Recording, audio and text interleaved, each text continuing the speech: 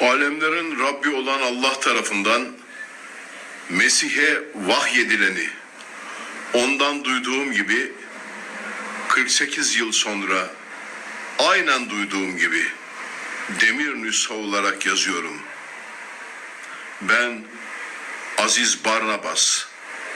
Bu sözler Aziz Barnabas tarafından kaleme alınan Barnabas İncili isimli nüshanın en başına yazılmıştı. Bu sözleri unutmayın çünkü birazdan ilginç bir çelişkiyi de sizlere anlatacağız. Bu videoda Barnabas'ın Sırları isimli video serimizin 3. bölümü olan Barnabas İncili'nin Türkiye'de bulunuş hikayesini anlatacağız. Nasıl bulundu, hangi süreçlerden geçti, peşine kimler düştü ve dahası mağarada sadece Barnabas İncili bulunduğunu söyleyenlerin gizlediği başka bir gerçeği de ilk defa bu videoda duyacaksınız. Hadi başlayalım.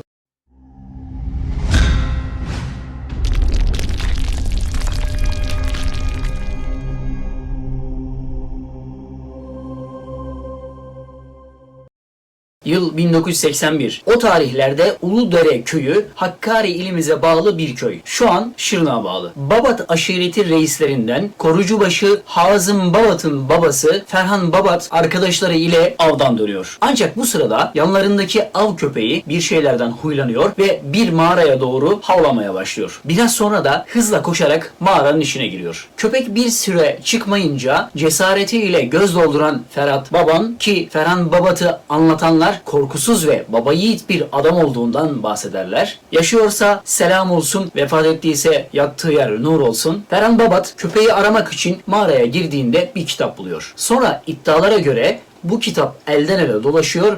En son Malatya Milletvekili Hakkı Şengüler'in eline geçiyor. Kitap dediğimize bakmayın. Aslında bu parşömenlere yazılmış yazılardan oluşuyor. Burada duralım. Önce şu çelişkiden bahsedelim. Ne diyordu Aziz Barnabas videonun başında? Aziz Barnabas kaleme aldığı İncil'i demir levhaya yazdığını söylüyordu. Ama bulunanların tümü papyrüstü. Peki nasıl oluyor bu? Çünkü Barnabas İncil'inin bulunması ile ilgili size anlattığımız hikaye ortalıkta dolaşan sıradan hikaye. Peki asıl gerçek ne? Evet, gerçekten mağarada papyrüsler bulunmuştu ve bunlar bir süre elden ele dolaştı. Ama Aramice yazıldığı için kimse ne olduğunu çözemedi. Peki asıl Barnabas İncili nasıl bulundu? Barnabas İncili bir define kazısı sırasında bulundu. Üstelik bulunanlar da sadece papyrüsler değildi. Yanında asa ve bir madalyon da vardı. Madalyonun üzerinde Hz. İsa'nın mührü vardı. Çünkü o madalyon Hz. İsa'ya aitti. Şimdi birileri hep Barnabas İncili diyor ya, işte asıl o asa nerede onu ortaya çıkarsınlar. İşte asıl o madalyon nerede onu ortaya çıkarsınlar. Ama bulunan diğer defineler hiçbir zaman gün yüzüne çıkmadı ve hiçbir zaman bahsedilmedi. Çünkü bulunan bu malzemelerin Ferhan Babat'ın bulduğu papyrüsler ile hiçbir alakası yoktu. Ferhan Babat'ın bulduğu bambaşka bir nüshaydı. Kısacası Barnabas İncili değildi. Bu İncil nüshalarını ele geçirenler önce bazı papazlara götürdüler ama papazlar Aramice yazılmış olan bu nüshaları okuyamadılar. En son filolog Hamza Hocagil'e geldi. Hz. İsa döneminde Aramice isimli dil kullanılıyordu. Hamza Hocagil bu kitabın ilk sayfasını tercüme edince gelenlere bunun Aziz Barnabas isimli bir kişi tarafından yazılan İncil olduğunu söylüyordu. Dahası var. Kitabı Hamza Hocagil'e getiren ekip bu kez Aziz Barnabas isimli kişiyi araştırmaya başlıyor. Araştırma sonuçlanınca ortaya çıkan Aziz Barnabas'ın Hz. İsa'nın sözlerini kaleme alan bir havari olduğu ve Barnabas İncil'inin yasaklı İncil'ler arasında yer aldığı bilgisini ediniyorlardı. Aziz Barnabas kimdir merak edenler için bundan önceki bölümde anlattığımız videoyu ekranın üst köşesinde çıkan çubuğa tıklayarak izleyebilirler. Barnabas İncil'ini Hamza Hocagil'e getiren kişiler işte az önce bahsettiğimiz define kazısını yapan kişiler. Hocagil'e bu kitabı çevirsin diye nüshaları getiriyorlar. Kendileri de aynı zamanda kitabı satabilmek için müşteri arıyorlar. Çünkü Aramice'yi kimse anlamıyor. Defineciler kitabı satabilmek için ne anlattığını alıcılara anlatması gerekiyor. Öyle ya, kim bilmediği bir şeyi alır ki? Hamza Hocagil kitabı çevirmeye başlıyor ama bir hata yapıyor. Telefonla bazı dostlarını arayarak eline böyle bir kitap geçtiğini ve kitabın 2000 yıllık olduğunu anlatıyor ve çevirisini yaptığından bahsediyor. Peki ne için?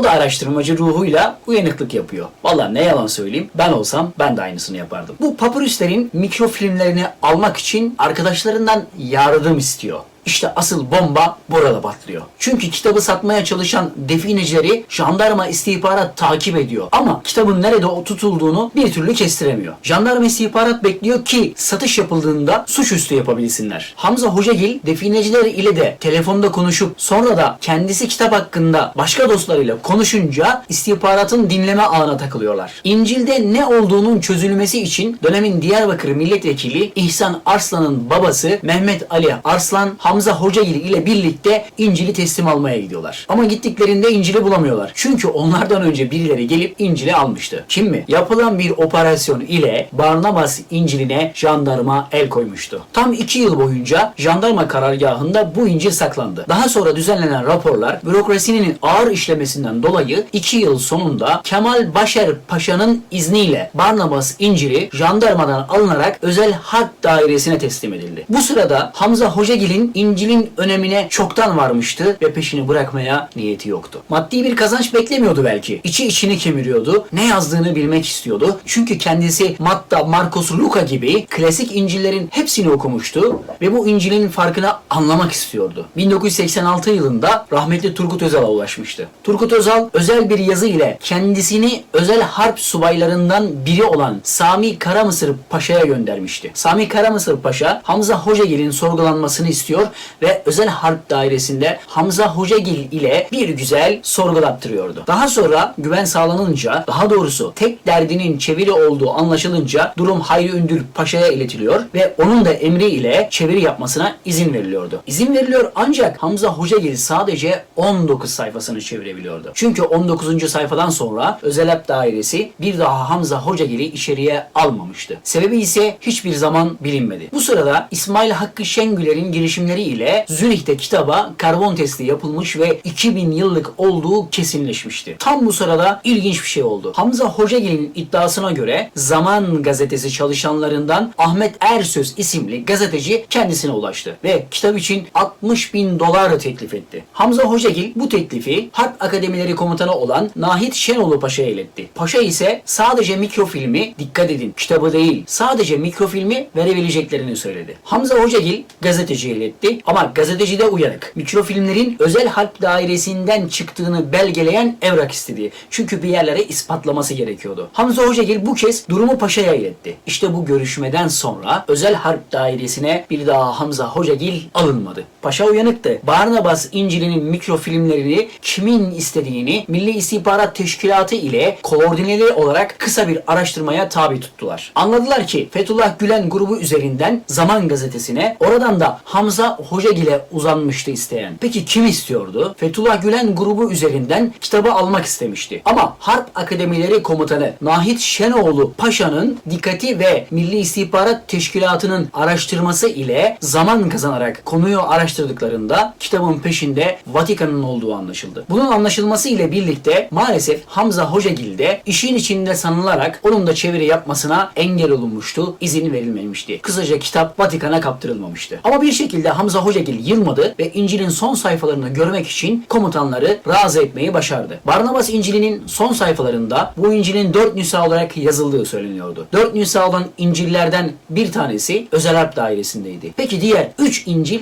neredeydi? Hatırlarsanız bir önceki videomuzda bir nüshanın Aziz Pavlus'ta olduğunu, bir nüshanın Kiliseler Birliği tarafından el koyulduğunu, diğer 2 nüshanın Barnabas'ın mezarında olduğunu söylemiştik. İşte Hamza Hocagil'in çeviri yaptığı İncil, Aziz Barnabas'a düşman olan Aziz Pavlus'un sakladığı İncil'di. İkinci İncil, yani Kiliseler Birliği'nin el koyduğu İncil ise Golan Tepelerinin batısında kalan bir alanda eski bir kilisenin kalıntılarında bulundu. Burası çok ilginç. Hamza Hocagil 4 nüsha İncil olduğunu öğrenmişti. Bir tanesini kaptırmıştı. Şimdi asıl mesele diğerlerini bulabilmekti. Çünkü değeri muazzamdı. Bir süre uğraştıktan sonra kendisine İsrail'den bir arkeolog ulaştı. Bu arkeolog İsrail eski Cumhurbaşkanı Isaac Rabin'in torunu Victoria Rabin isimli bir kadına ulaştığını anlattı. Hamza Hocagil Golan Tepeleri yakınlarında bulunan İncil'e ulaşmak istiyordu ve arayan kişi yardımcı olabileceğini söylüyordu. Bir gece yarısı hiç kimsenin haberi olmadan sıradan bir turist gibi 4 kişilik bir ekiple İsrail eski Cumhurbaşkanı Isaac Rabin'in torunu Victoria Rabin, Hamza Hocagil ile buluşmak adına Türkiye'ye geldi. Çalışmalar yapıldı. Özel izinle Golan Tepelerine gidildi. Burada uzun süre arkeolojik çalışmalardan sonra 2.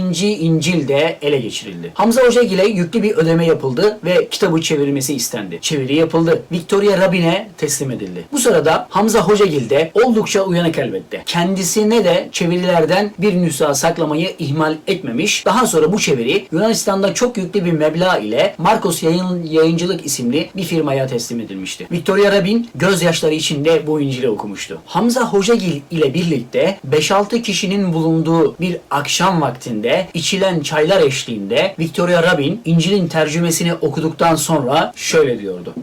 Gözlerime inanamıyorum. Demek ki Hazreti İsa'dan sonra bir peygamber daha gelecek. Ve bu peygamber son peygamber olacak. Üstelik ismi de Ahmet. Son peygamberin ismi de Ahmet.